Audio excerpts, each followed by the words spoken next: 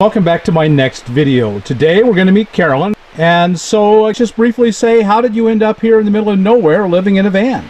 Well, basically my marriage ended last year and I got enough in the settlement to be able to buy a half of a house, which I didn't want. So I ended up buying the van instead. And what is this? Which van did you end up with? This is a Dodge Ram ProMaster 2500, 159 wheelbase, high top. And what year is it?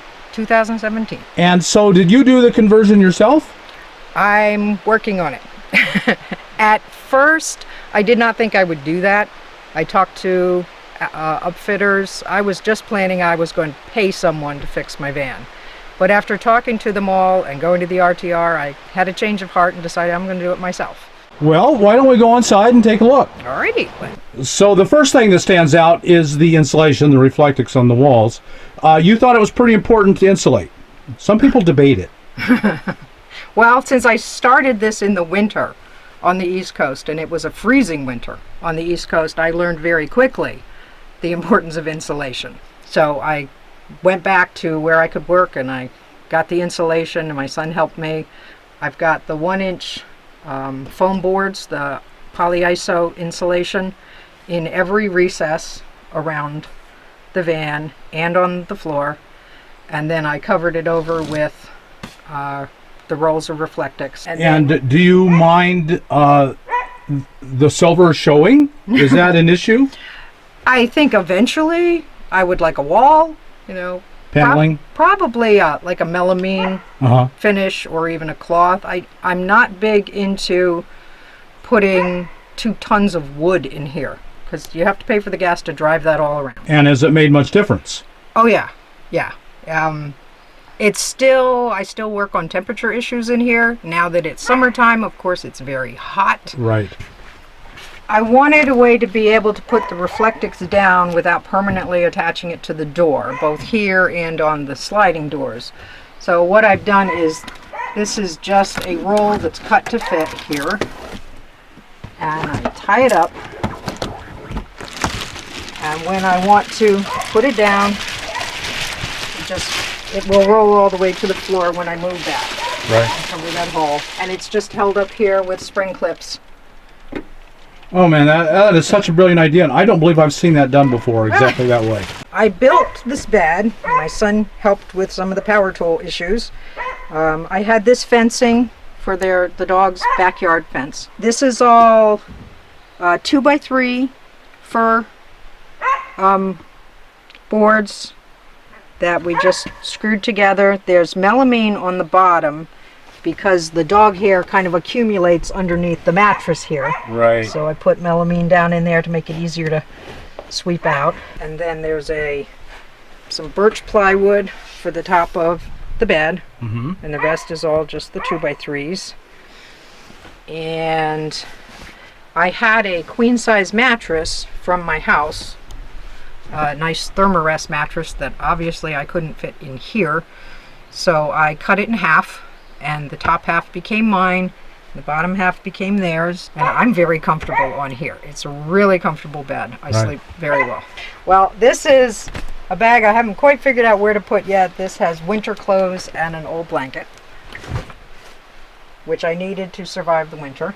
These are more dog blankets. And then I have 2 of these Walmart 3-drawer long ones, and I have 2 of the Walmart shorter ones, and I just keep clothing in here, and then this is my clothing allotment. If I bring more in, I have to take something out. So all your clothes fit in those 3 All my drawers. clothes fit in these 3 drawers, except for the winter coats and stuff. This one, I have all my dog gear in the top, and then assorted tools and tape and rope and tie downs. And then in here is my camping stuff, my propane, my butane, fire starters, things for outdoor. Over here is all my food, so it's convenient to the table. You'll probably notice the lack of meat and dairy. I'm vegan, so I don't need refrigeration so far. I keep fruits and vegetables up here. And then down here I've got sauces, beans, and my quinoa, dried beans, things like that in there, and rice. Well, with most vegans eat a lot of produce, fresh produce, and that's helpful to have refrigeration. It can be, yeah. What I've been doing is just buying a couple days worth at a time. I found this bowl clearance at Walmart, and of course if you set anything on here it's just going to go flying around. So I drilled a couple of holes in it and tied it with paracord. There's a handle back here, just the table handle, to keep it from falling around. I took some of the lighter things, and I have these bags, those lingerie wash bags that I find very useful. I just use some, I got these at Walmart and they have rings attached to them. I take the rings off and feed them through the boards that are just held with zip ties. So you can't put anything heavy on these, but it's enough to keep some of the light stuff off. Toiletries, obviously, so if I'm going for a shower I can just take this bag, and I keep my towels under here. I just grab a towel, grab my bag, ready to go. In here I have the Reflectix, is just because it came with a box I had, keeps the current, but this is all of my water storage. I have 5 gallons of water. You mentioned showers. What are you doing for showers and bathing?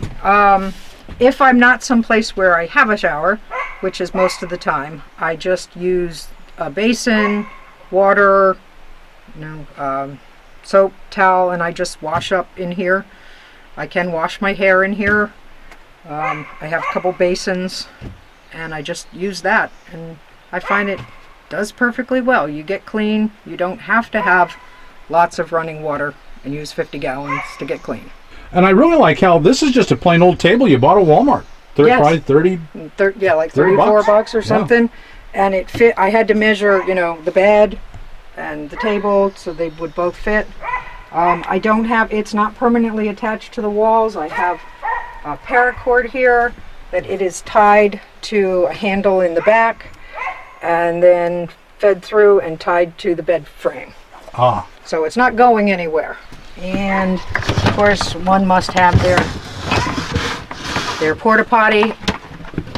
I couldn't stand that this was a bright orange bucket that said let's do this. Right. No, so I took some contact paper and just covered that up. Under here I have my tools, which I love. I've never used power tools. I'm not particularly good at it yet. I have very bad arthritis, so I can't put together and take apart things that are hard. But for somebody who has like limited hand strength and space, these are great. This is the BLACK+DECKER matrix system, and everything fits fairly small.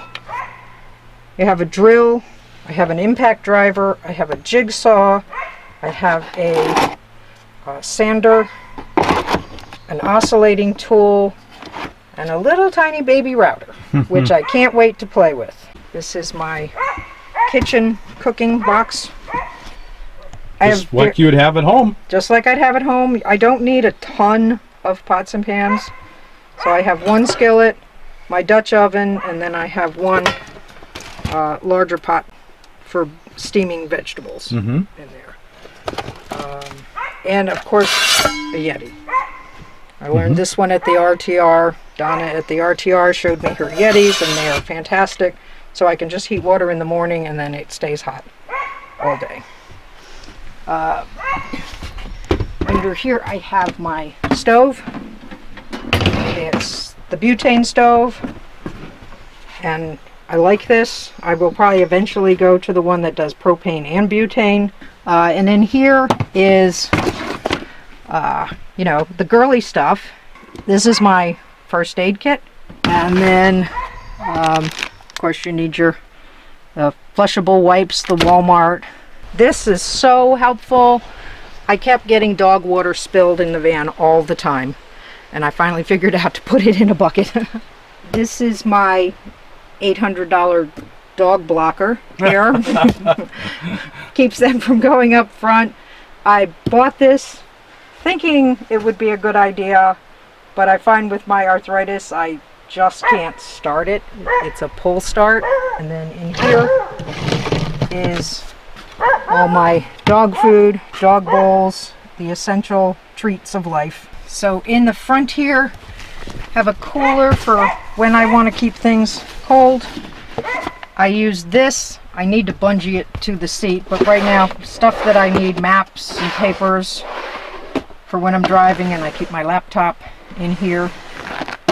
And you've got a lot of storage here overhead. So I have my Reflectix up here that I can keep folded flat to cover the windows at night. And then I got some blackout curtains, Walmart. You made it so easy and cheap. Do you have any idea how much you put into converting? I really don't. I mean, it was mostly the foam board insulation, the Reflectix, which is expensive. The plywood, and the sheet vinyl. I would say it was a few $100s at the most. Right. And all of it within reach of the average person. Right. And you don't have to have all the carpentry skills to get all that in just to start. It's great, I think. I think it's amazing. It's a great home and super easy and cheap. It's super easy, super comfortable.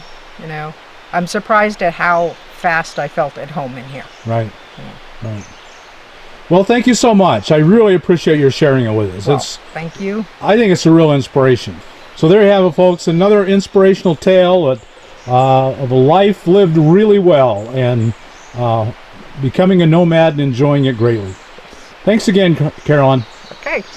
For everyone out there, I hope you've enjoyed the video, and if you liked it, you like us on YouTube.